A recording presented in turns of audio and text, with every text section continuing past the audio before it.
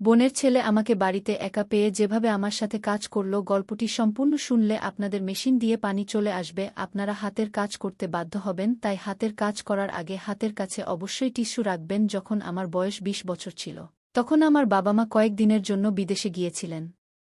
এই সময় আমার মাসি শালিনী আমাদের বাড়িতে থাকতে এসেছিলেন। আমার মাসি ছিলেন ১৮ বছর বয়সী একজন আত্মবিশ্বাসী এবং সুন্দরী মহিলা। তিনি সবসময় আমার যত্ন নিতেন। অনেক সময় তিনি আমাকে নিজে গোসল করানোর চেষ্টা করতেন, যেন আমি এখনও ছোট শিশু। একদিন মাসি আমার শিশুকালের কথা মনে করিয়ে দিয়ে বললেন, যখন তুমি ছোট ছিলে তখন আমি তোমাকে কাঁধে বসিয়ে ঘুরাতাম কি? তখন আমি লজ্জা পেয়ে বললাম, মাসি, অতীতের কথা বলে আমাকে লজ্জা দিও না কি? তখন মাসি হেসে বললেন, তাহলে এখন তুমি বড় হয়ে গেছ, তাই না? তারপর তিনি আমাকে নিজের কাছে টেনে নিলেন। চলো বন্ধুরা, আমি এই গল্পটি বিস্তারিত বলি। সকাল ৭:৩০। ঠিক তখনই দরজার ঘণ্টা বাজল। আমি গিয়ে দরজা খুললাম, তখন সামনে একজন লম্বা ও অত্যন্ত সুন্দরী মহিলা দাঁড়িয়েছিলেন। তার চোখে মুখে আত্মবিশ্বাস ফুটে উঠছিল। তখনই তিনি হেসে বললেন, এই বাড়িতে কাজের জন্য কেউ ডেকেছিল। এটা কি সঠিক? আমি একটু চমকে গিয়ে বললাম, হ্যাঁ, আমার মা আপনাকে ডেকেছেন। আসুন ভিতরে। তারপর আমি তাকে রান্নাঘর ও অন্যান্য জায়গা দেখালাম। আশ্চর্যের বিষয় ছিল, তিনি বাড়ির প্রতিটি কোণ কয়েক মিনিটের মধ্যেই বুঝে নিলেন। তারপর আমি মাকে ফোন করে বললাম যে কাজের মেয়ে এসে গেছে এবং সে সবকিছু ভালোভাবে সামলাচ্ছে। মা বললেন, এখন আর কোনো চিন্তার বিষয় নেই, তিনি সব সামলাবেন গু। যখন সন্ধ্যা ৬টা বাজল, তখন আমি তাকে বললাম যে এখন তিনি যেতে পারেন। তখন তিনি হঠাৎ আমার দিকে এক অদ্ভুত দৃষ্টিতে তাকালেন। তার চোখে গভীর আবেগ ছিল। তিনি বললেন, কখনো ভেবেছ আমি কে? এতে আমি অবাক হয়ে বললাম, আপনি তো এখানে কাজ করতে এসেছেন। আমার মা আপনাকে ডেকেছেন। এছাড়া আর কি জানা প্রয়োজন? তখন তিনি গভীর শ্বাস নিয়ে বললেন, আমি এখানে কাজ করতে এসেছি ঠিকই, কিন্তু এই বাড়ি ও তোমার সাথে আমার একটি গভীর সম্পর্ক আছে। তোমার কি আমার চেহারা চেনা চেনা লাগছে না? তখন তার কথা শুনে আমি চমকে গেলাম। কিন্তু তার চোখে এমন কিছু ছিল যা আমি বুঝতে পারছিলাম না। আমি কিছু বলতে যাচ্ছিলাম, তখন তিনি হালকা হাসি দিয়ে বললেন, তুমি আমাকে চিনতে পারছ না? আমি শালিনী, তোমার দূরের মাসি। কি? এটা শুনে আমি হতবাক হয়ে গেলাম এবং তার কথা আমার মনে গুঞ্জরিত হতে লাগল। তারপর আমার শিশুকালের অস্পষ্ট স্মৃতিগুলো ফিরে আসতে লাগল। ঠিক তখন মাসি আমার মাথায় হাত বুলিয়ে বললেন, যখন তুমি ছোট ছিলে আমি তোমাকে কোলে নিয়ে খাওয়াতাম। তুমি কত শয়তানি করতে, মনে আছে? তখন আমি আস্তে বললাম, মাসি, সত্যি বলতে আমি আপনাকে চিনতে পারিনি, কিন্তু আপনার কথা শুনে এখন সব মনে পড়ছে। আপনি আমাকে কত ভালোবাসতেন। তখন মাসির চোখে মমতা ফুটে উঠছিল। তিনি বললেন, সময় বদলে যায়, স্মৃতি অস্পষ্ট হয়ে যায়, কিন্তু সম্পর্ক কখনো শেষ হয় না। তুমি এখন বড় হয়ে গেছ, কিন্তু আমার চোখে তুমি এখনও সেই ছোট শিশুই। সেই মুহূর্তে আমি আবেগাপ্লুত হয়ে মাসিকে জড়িয়ে ধরি। তখন আমার মনে হল যেন মায়েরই কোনো অংশ আমি আবার পেয়ে গেছি। কিছুক্ষণ পরে মাসি বললেন, আমি এখানে শুধু কাজ করতে আসিনি। যদি আমি এখানেই থাকি তাহলে তোমারও সুবিধা হবে। তোমার মা বলেছিলেন যে তোমার অনুমতি ছাড়া আমি কিছু করব না। কি? তখন আমি কিছু ভেবে বললাম, মাসি, আপনি এখানেই থাকুন। আপনাকে আশায় আর কষ্ট করতে হবে না। কি? তারপর আমি মাকে ফোন করে সব বললাম। তখন মা খুশি হয়ে বললেন, শালিনী মাসি তো আমাদের পরিবারেরই সদস্য। তোমার যা ভালো লাগে তাই করো। আমিও মনে করলাম যে এটাই ঠিক। তারপর আমি মাসিকে বাড়িতে একটি আলাদা রুম দিলাম। কিন্তু আমি দেখলাম যে তার কাছে বেশি জিনিসপত্র নেই। তাই আমি মায়ের আলমারি থেকে কিছু পুরনো শাড়ি বের করে মাসিকে দিলাম। তারপর আমি বললাম, মাসি, এই শাড়িগুলো মায়ের, কিন্তু আপনারও ভালো লাগবে। আপনি মায়ের রুমে গিয়ে কাপড় বদলে নিন। সেদিন আমার জীবনে একটি নতুন স্মৃতি তৈরি হল। মাসি শুধু আমাদের বাড়িতে নয়, আমার জীবনেও আবার নিজের জায়গা করে নিয়েছিলেন। তখন মাসি হাসতে হাসতে শাড়ি নিয়ে মায়ের রুমের দিকে চলে গেলেন, আর আমি আমার অন্যান্য কাজে ব্যস্ত হয়ে গেলাম। কিন্তু কয়েক মিনিট পরে আমার মনে পড়ল যে আমার ফোনের চার্জার মায়ের রুমে রাখা আছে। তখন আমি তাড়াহুড়ো করে কিছু না ভেবেই মায়ের রুমের দিকে গেলাম। যেই আমি দরজা খুললাম, আমি হঠাৎ থেমে গেলাম, কারণ মাসি সেই সময় শাড়ি বদল করছিলেন। আমি তৎক্ষণাৎ পিছিয়ে গেলাম এবং ঘাবড়ে গিয়ে বললাম, সরি মাসি, আমি জানতাম না আপনি এখানে আছেন। কি? তখন মাসি হালকা হেসে বললেন, এতে এত লজ্জার কি আছে? তুমি তো আমার নিজেরই। দেখো, এই শাড়ি আমার উপর কেমন লাগছে? তখন আমি লজ্জায় নতনয়নে বললাম, মাসি, আপনি খুব সুন্দর দেখাচ্ছেন।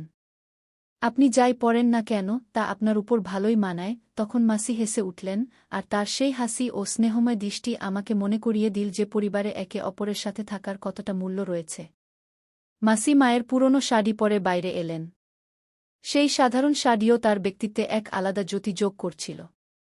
তার বয়স ছিল ৩৮ বছরের। কিন্তু তার আত্মবিশ্বাস ও হাসি তাকে এখনও ৫০ বছরের মতো আকর্ষণীয় করে রেখেছিল। আমি তাকে দেখে বললাম, মানসী, সত্যি আপনি খুব ভালো লাগছেন। মনে হচ্ছে এই শাড়ি যেন আপনার জন্যই তৈরি। মানসী হেসে বললেন, তোমার এই কথাগুলো আমার দিনকে আরও সুন্দর করে তুলছে। মায়ের শাড়ি তো সবসময় বিশেষ, কিন্তু তোমার প্রশংসা এটাকে আরও বিশেষ করে দিয়েছে গি। এরপর কয়েকদিন এমনই কেটে গেল। তখন পর্যন্ত মাসি বাড়িটাকে এমনভাবে সামলাচ্ছিলেন যেন এটি তার নিজের বাড়ি। এই দিনগুলোতে আমি তার কাছ থেকে অনেক কিছু শিখেছি। এক সন্ধ্যায় মাসি আমার ঘরে এসে বললেন, তুমি জানো তোমার শৈশব কেমন ছিল? তুমি কত শয়তানি ছিলে। তোমার ছোটবড় সব ইচ্ছা পূরণ করা যেন আমার সবচেয়ে বড় দায়িত্ব ছিল। তখন তার কথা শুনে আমি হেসে উঠলাম। তার সাথে শৈশবের স্মৃতি আবারও সজীব হতে লাগল। এক সকালে মাসি আমার ঘরে এসে বললেন, অক্ষয়, তুমি সবসময় বলো যে আমি যেন এই বাড়িটাকে নিজের বাড়ি ভাবি। তাহলে আজ আমাকে তোমার একটু যত্ন নিতে দাও। তোমার চুল সবসময় এলোমেলো থাকে। আজ আমি তোমার চুল ঠিক করে দিই। তখন আমি হেসে বললাম, ঠিক আছে মাসি, আপনি যদি এতই চান তবে আমি কিছু বলবো না। এরপর আমি মাথা নত করলাম, আর মাসি তার কোমল হাতে আমার চুল সাজাতে লাগলেন। তখন তার স্পর্শ আমাকে আবার শৈশবের স্মৃতিতে নিয়ে গেল। তার ভালোবাসা ও যত্নের অনুভূতি আবারও সজীব হয়ে উঠল। কিছুদিন পর এক সন্ধ্যা ৬:০০ আমি আমার বন্ধুর জন্মদিনের পার্টিতে যাওয়ার জন্য প্রস্তুত হচ্ছিলাম। তখনই মাসি এসে বললেন, তুমি কোথায় যাচ্ছ? আমাকে তো কখনো বাইরে নিয়ে যাও না। আমিও তোমার সাথে পার্টিতে যেতে পারি। তখন আমি হেসে বললাম, মাসি, আপনি তো এই বাড়িটাকে মানেন, তাহলে স্বাভাবিকভাবেই আপনি আমার জীবনেরও অংশ। আপনি যদি চান তবে কোনো দিন আমরা একসাথে ঘুরতে যেতে পারি। মাসি হেসে বললেন, তুমি যদি বলো তবে আমি আজই তোমার সাথে যেতে পারি। এতে আমি বললাম, ঠিক আছে, কিন্তু এই পার্টিটি একটু মডার্ন টাইপের হবে। আপনি সেখানে নিজেকে স্বাচ্ছন্দ্য বোধ করবেন তো? মাসি আত্মবিশ্বাসের সাথে বললেন, কেন নয়? আমাকে শুধু একটু প্রস্তুত হওয়ার সময় দাও। এরপর আমি মায়ের ঘর থেকে একটি সুন্দর শাড়ি বের করে মাসিকে দিলাম। তিনি শাড়ি নিয়ে ঘরে চলে গেলেন। কিছুক্ষণ পর যখন তিনি বাইরে এলেন, আমি তাকে দেখে অবাক হয়ে গেলাম। তিনি শাড়ি এমনভাবে পরেছিলেন যে তার সৌন্দর্য আরও ফুটে উঠেছিল।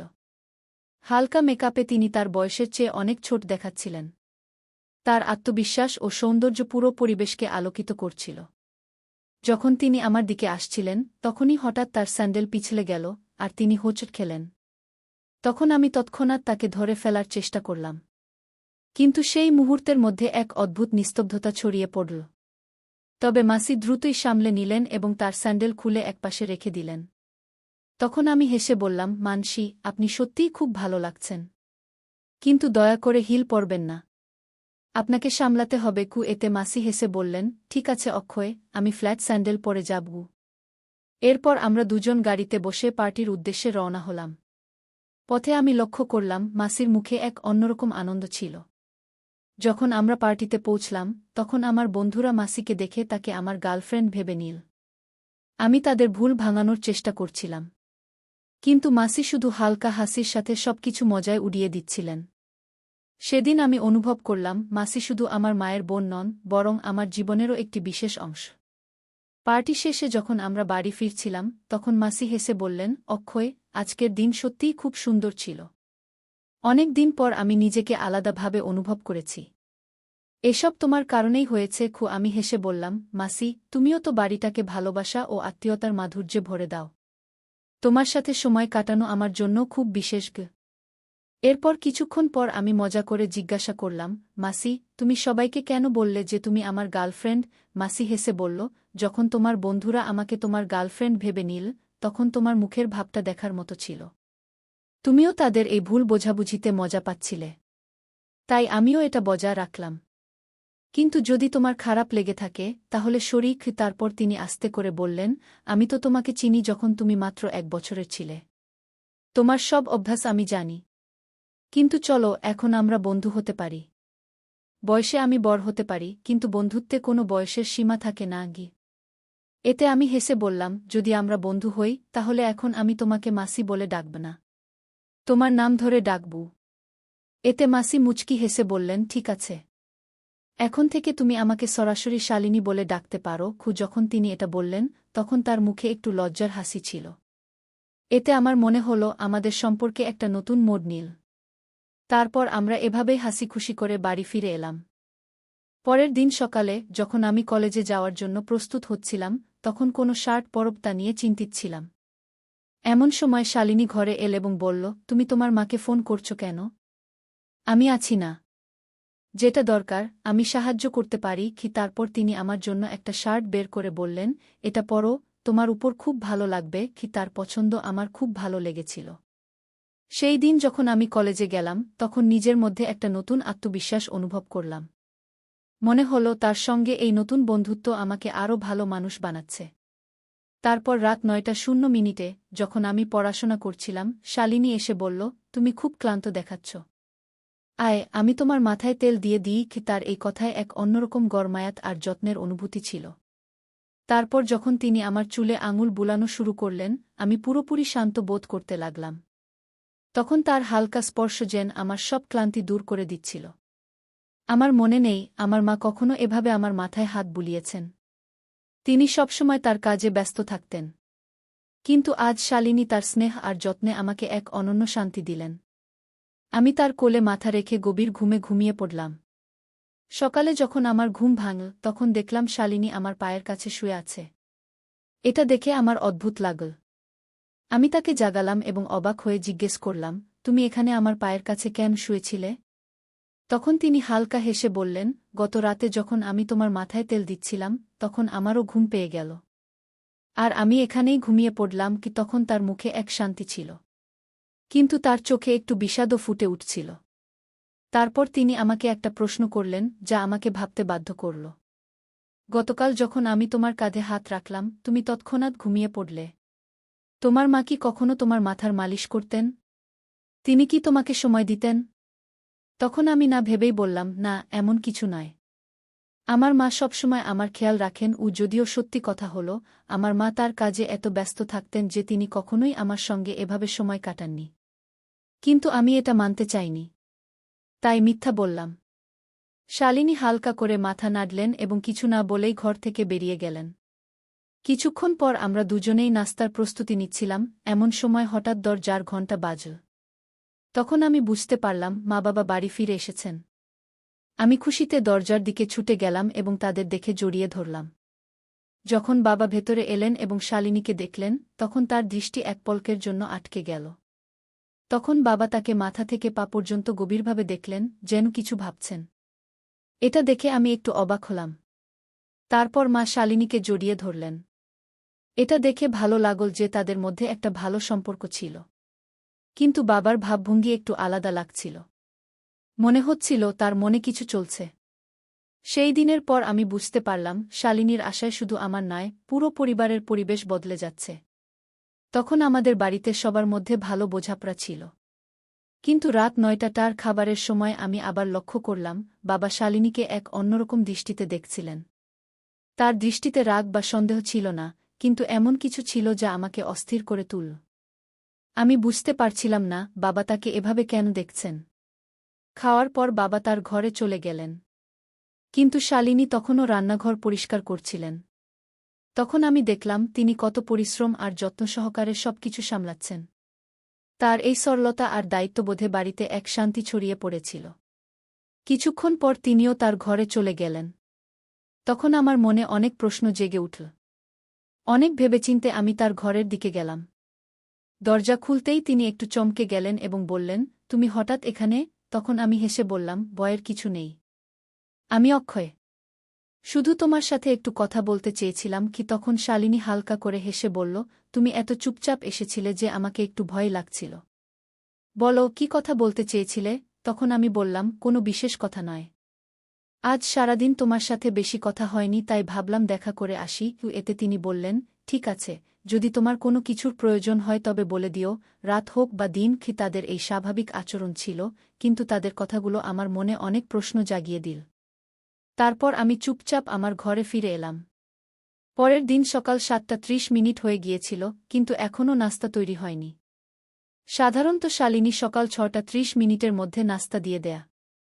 কিন্তু আজ 7:30 হয়ে যাওয়ার পরও কিছু এলো না। তখন আমি দেখার জন্য রান্নাঘরে গেলাম।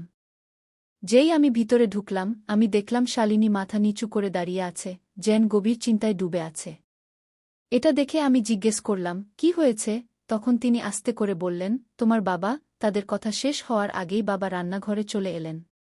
তাকে দেখামাত্র শালিনী তৎক্ষণাৎ অন্যদিকে তাকাতে লাগল। আমি কাল রাত থেকেই বাবার চোখে একটা অদ্ভুত পরিবর্তন অনুভব করছিলাম। শালিনী শুধু আমার মায়ের বোনই নয়, এখন আমাদের বন্ধুত্বও গভীর হয়ে গিয়েছিল। আমি তাদের সাথে কোনো রকমের খারাপ আচরণ মেনে নিতে পারতাম না। তারপর রাত 9টা বাজে যখন আমি ঘুমাতে যাবার জন্য উঠলাম, আমার মন অশান্ত ছিল। আমি ভাবলাম শালিনীর ঘরের দিকে একবার দেখে আসি। যখন আমি তার ঘরের কাছে পৌঁছালাম, তখন যা দেখলাম তা আমার মনে সন্দেহ তৈরি করে দিল। বাবা শালিনীর ঘরে ছিলেন এবং তাকে টাকা দিচ্ছিলেন।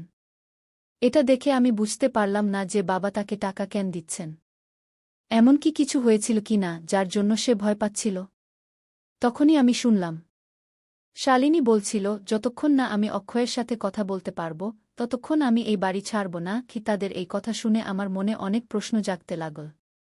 সে কি সত্যিই আমার জন্য কিছু অনুভব করে, নাকি অন্য কোনো কথা আছে যা সে আমার কাছ থেকে লুকিয়ে রাখছে? আমি এখন আর নিজেকে সামলাতে পারলাম না এবং সোজা ঘরে চলে গেলাম।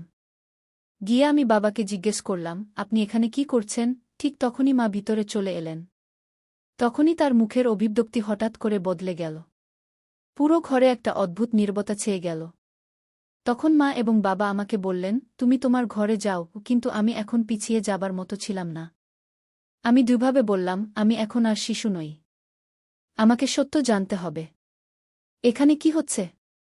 আর বাবা, আপনি শালিনীর সাথে কি করেছেন? আমার কথা শুনে পুরো ঘরে আরও নীরবতা ছেয়ে গেল। তখন শালিনী এগিয়ে এল এবং আমাকে জড়িয়ে ধরে ফুপিয়ে ফুপিয়ে কাঁদতে লাগল। তখন তার চোখ থেকে অবিরাম অশ্রু ঝরছিল এবং তার কণ্ঠে গভীর ব্যথা ছিল। তিনি কাঁপতে কাঁপতে বললেন, অক্ষয়, এই বাড়িতে শুধু তুমিই আছ যে আমাকে বোঝে। যেদিন থেকে আমি এখানে এসেছি, আমি তোমাকে সব বলতে চেয়েছিলাম, কিন্তু চুপ ছিলাম। তার কণ্ঠে এমন একটা ব্যথা ছিল যেন তিনি বছরের পর বছর ধরে ভিতরে ভিতরে কিছু সহ্য করে আসছেন। তার কথা শুনে আমার হৃদয় খুব ভারী হয়ে গেল। এখন আমি সত্য জানতে প্রস্তুত ছিলাম। কিন্তু এই সত্য কি আমার প্রত্যাশার চেয়েও বড় এবং চমকপ্রদ হবে? এটা ভেবে আমি হতবাক হয়ে গেলাম। তখন আমি শালিনীকে শান্ত করার চেষ্টা করে বললাম, যদি কেউ তোমার সাথে অন্যায় করে থাকে, তবে আমি তা কখনোই সহ্য করব না। তখন শালিনী আমাকে এমন একটি সত্য বলল যা আমার পুরো দুনিয়া কাঁপিয়ে দিল। তিনি বললেন, অক্ষয়, যাদের তুমি তোমার মা বাবা মনে করো তারা তোমার আসল মা বাবা নয়। তুমি আমার বড় বোন সুনিতার ছেলে। সুনিতা আগে এই বাড়িতে কাজ করত। সে যমজ সন্তানের জন্ম দিয়েছিল এবং তোমার মা বাবা তাদের মধ্যে একজনকে দত্তক নিয়েছিলেন।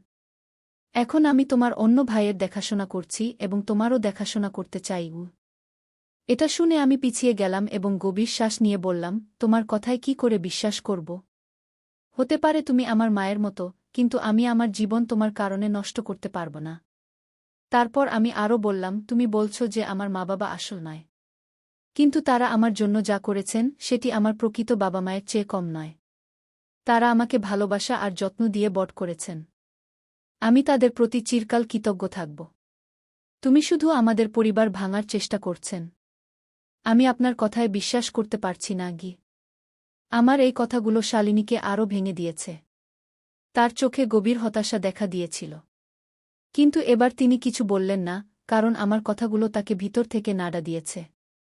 তখন আমার বাবা মা সিদ্ধান্ত নিলেন শালিনীকে পুলিশে দিতে। কিন্তু আমার যমজ ভাইয়ের কারণে তিনি কিছুটা রেহাই পেলেন, কারণ তিনি বছরের পর বছর ধরে তার দেখাশোনা করে এসেছেন। বাবা বললেন, আমার ভাই সঠিক পথে ছিল না, কারণ শালিনী তাকে সঠিকভাবে লালনপালন করেনি। তাকে সঠিক সংস্কার ও শিক্ষা না দেওয়ায় সে ভুল পথে চলে গিয়েছিল। চুরি, খারাপ সঙ্গ এবং টাকার লোভে অন্যের বাড়িতে যাওয়ার অভ্যাস তার জীবনের অংশ হয়ে গিয়েছিল। কয়েক বছর আগে যখন মা আমাদের ছেড়ে চলে গিয়েছিলেন, তখনও শালিনী দায়িত্ব নেয়নি। বাবা আরও বললেন, শালিনী আগেও তার কাছ থেকে টাকা নিত। কিন্তু তিনি কখনো সেই টাকার সঠিক ব্যবহার করেননি। যদি সে সেই টাকা ও সুযোগের মূল্য বুঝতেন, তাহলে আজ আমার ভাই একজন ভালো মানুষ হতে পারতেন কি। এবারও যখন সে টাকা চাইতে এল, বাবা কঠোর ভাষায় বললেন, শালিনী, আমরা তোমার কোনো ব্ল্যাকমেইল সহ্য করব না। তোমাকে আমাদের জীবন থেকে দূরে চলে যেতে হবে গি। এরপর মা ও বাবা শালিনীকে চিরতরে বাড়ি থেকে বের করে দিলেন। এখন আমার মনে তার জন্য কোনো সহানুভূতি অবশিষ্ট নেই, কারণ তার মিথ্যা প্রকাশ পেয়ে গেছে এবং তিনি শুধু একজন স্বার্থপর মানুষ হিসেবে আবির্ভূত হয়েছেন। যখন আমার বাবা মা আমাকে দত্তক নিয়েছিলেন, তখন তারা শালিনীকেও টাকা দিয়েছিলেন। কিন্তু তিনি তা সঠিকভাবে ব্যবহার করেননি।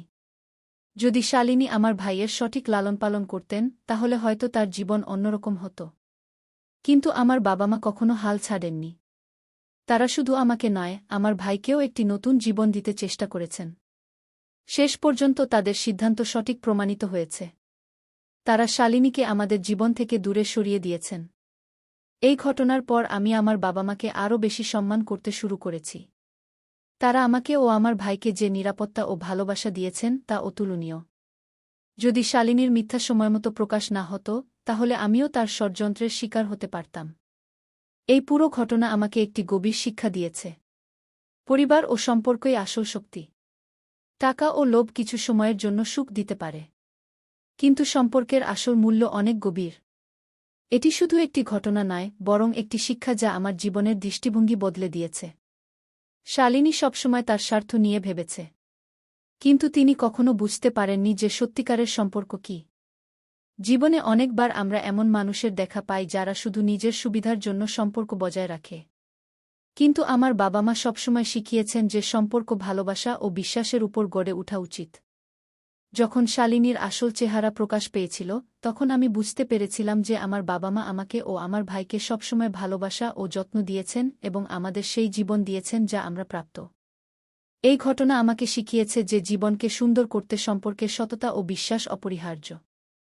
স্বার্থ ও মিথ্যা দিয়ে কোনো সম্পর্ক টিকে না। তো বন্ধুরা, এটা ছিল আমাদের আজকের গল্প। আপনি এই গল্পটি কেমন লাগল? কমেন্ট করে অবশ্যই জানাবেন। যদি ভালো লেগে থাকে তাহলে লাইক করুন এবং বন্ধুদের সাথে শেয়ার করুন। এরকম আরও রোমাঞ্চকর গল্পের জন্য আমাদের চ্যানেল সাবস্ক্রাইব করুন এবং বেল আইকন টিপতে ভুলবেন না, যাতে আপনি আমাদের কোনো গল্প মিস না করেন। ধন্যবাদ।